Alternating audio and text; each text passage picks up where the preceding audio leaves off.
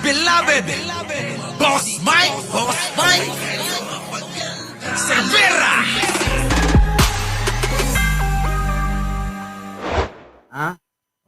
Ang Amerika po ay tutulong na sa layunin ni Pangulong Bongbong Marcos na tayo ay, mga kababayan, matulungan sa mga kinakaharap natin na krisis, na problema, sa mga solusyon, nandiyan sila na naka-alalay, mga kababayan. Eto, panoorin natin, ha. Tuloy. Ang pag-develop ng nuclear energy sa Nako, eto na mga kababayan, napakagandang balita ito. Alam nyo, sa totoo lang, napakarami ng presidente ang dumaan, hindi huto na tuloy-tuloy. Alin? Nuclear energy. Parang huyan yung nuclear power plant sa Bataan na pinigilan noon ni Cory. Ngayon po mga kababayan, dahil nga hindi na uubra yun, dahil yung mga nandodong kagamitan obsolete na. Kumbaga sa napaglipasan na ng panahon, hindi na na-upgrade, kaya parang magtatayo ka lang ng bago kung kukumpunihin mo. Dapat mga kababayan, nung panahon ni Pangulong Ferdinand Marcos Sr., napakinabangan natin yan at tuloy-tuloy yung pag-develop doon, di sana lahat ng kagamitan doon, dahil kumikita naman, dapat upgraded na. At isa pa mga kababayan, tandaan nyo, di po ba? Siyempre, sana yung mga Pilipino merong kuryente na mura. Di po ba? Sabi ni Aichang, oo, mag-5,000 na tayo, kukonti pa lang daw yung nagla-like. Mga kababayan, nagets nyo ba yung ibig ko sabihin? Kaya eto na, ang Amerika po, mga kababayan, ay umaalalay na sino? Si Pangulo, ang Uncle Sam, si Trump, ang Amerika.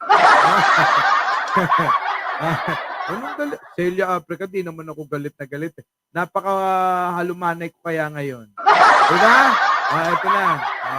Pakinggan ninyo mga kababayan ha. Ito na. tuloy na ang pag-develop ng nuclear energy sa bansa sa tulong ng gobyerno ng Amerika. Patay! Kita nyo, tuloy na. Ilan bang tuloy yung sinabi niya? Di ba naparaming tuloy na? So, ibig sabihin, sigurado na matutuloy ito. Ano pa? Sigurado na matutuloy. Sapagkat mga kababayan, ang Pangulong Bongbong Marcos, yan talaga yung gusto niyang mga proyekto. Bakit Para mapagaang yung buhay ng bawat Pilipino. May domino effect po kasi yan para sa ating mga Pilipino, pero hindi negatibo. Positibo ang epekto. Bakit kanyo? Magmumura na ang magiging kuryente natin. Ikalawa mga kababayan, pag nagmura yan, yung matitipid natin dyan, naku, marami pa tayong pwedeng paggamitan. Kita nyo, lahat, pati pamasahe, pati yung lahat mga kababayan pwedeng magmura. Di po ba? Kapag nagmura yung mga renta nyo sa mga inyong inuupahang mga establishmento, mga kababayan, kita nyo na yon. So, ang buhay ng tao gagaan Di po ba? Kaya etong naisip ni Pangulong Bongbong Marcos na ito, abay napakaganda nito. Ulitin ko, sa kasaysayan ng Pilipinas, abay mula nung nawala si Pangulong Ferdinand Marcos Sr. ng tatay niya, abay ngayon lang matutuloy. Di po ba?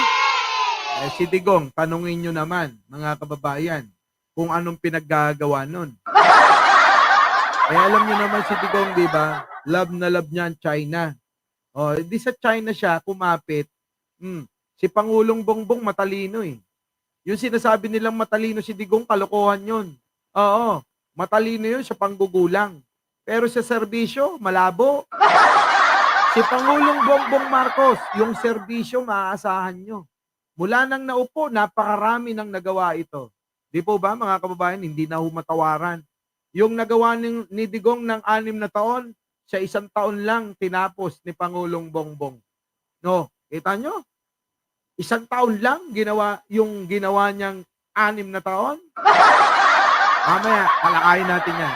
Eto na. Alin po ba yan?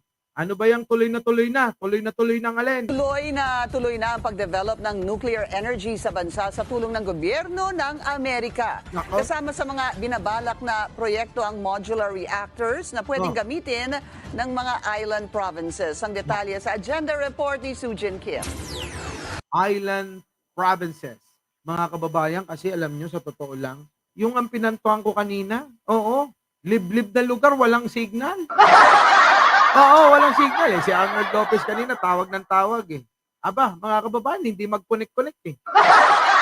Ito maganda mga kababayan, kapag ka ito natuloy sa mga isla na kulang ang alin, ang supply ng enerhiya, kulang ang supply ng mga pangunahing pangangailangan tulad ng alin, tubig, kuryente at internet. Alam nyo mga kababayan, napaka-importante niyan.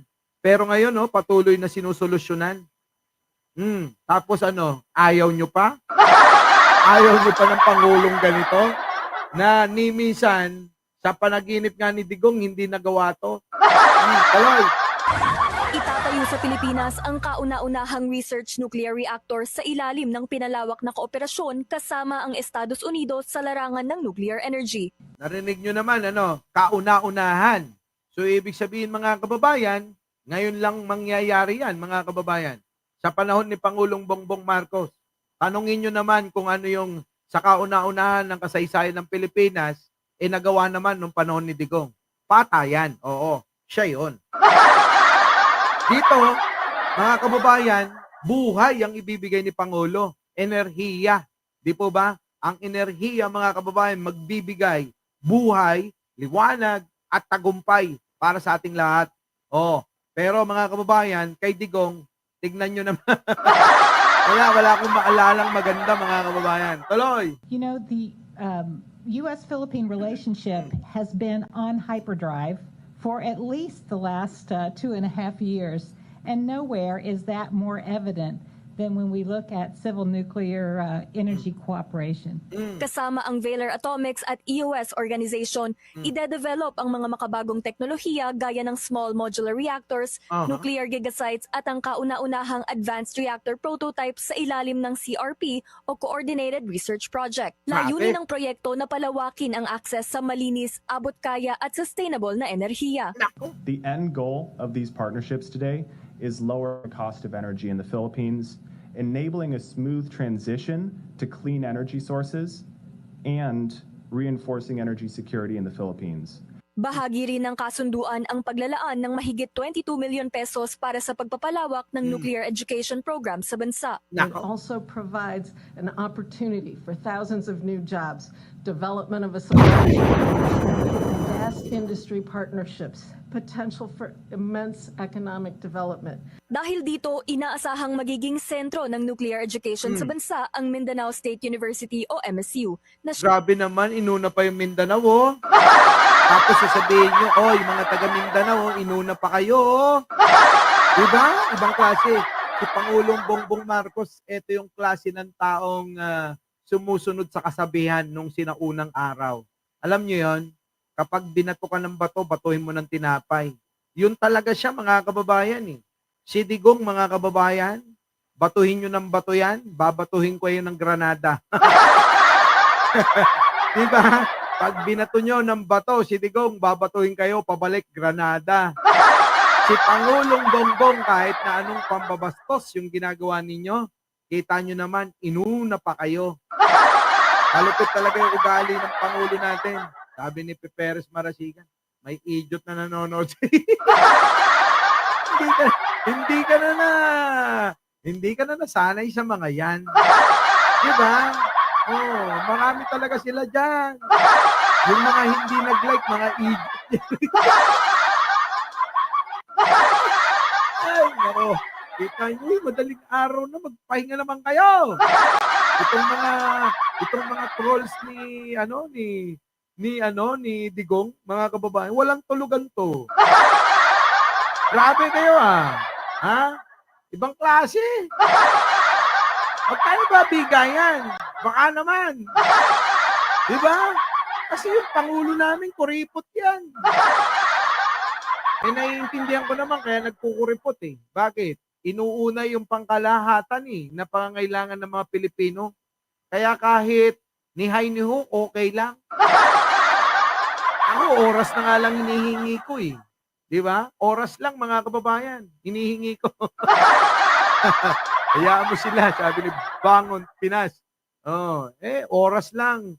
Para, kung galing kay Pangulong Bongbong Marcos, masaya na ako. Di ba? Kaso mga kababayan, talagang unawain natin. Kita nyo naman yung mga ginagawa. Busy-busy sa pakikipag-meeting at kakaplano ng mga isasagawa ng mga proyekto. Di ba? Sige, ito na, tuloy. Siya ang unang university partner. Economic development. Dahil dito, inaasahang magiging sentro ng nuclear education sa bansa ang Mindanao State University o MSU, na Nako. siyang unang university partner ng organisasyon. Bukod sa Grabe mga kababayan, no? Oo, di ba? Yung pala yun, doon mauuna para matuto yung karamihan. O, tuloy. mapapalawak nito ang lokal na expertise sa larangan, pasusuportahan nito ang target ng Pilipinas na ma-achieve ang energy independence. This partnership is not Grabe, energy independence. So, ibig sabihin, ay, may gray. Ano yan? Uy, kilala ko yan. Sino ba yan? Graveyard? Nandiyan ba? Uy, kaibigan ko yan. Ang ganon. Tuloy. not just about education. It is about securing economic and energy stability for both the Philippines and the United States. We're building local expertise. Para sa agenda, Siyempre, matibay yan. Asahan nyo na. Nakapakipakinabang, matibay, at alam nyong hindi guguhuyan. Kasi mga kababayan, ang partner natin, Amerika yan. Alam nyo naman, paggawang Amerika, solid talaga. Hindi tulad ng alin, mga kababayan, pinagawa ni Digong na ang partner, China. Ano nangyari mga kababayan kay Digong? Lahat yata ng pinagawan tulay, bumagsak eh. Di po ba? Our beloved Boss Mike, Boss Mike.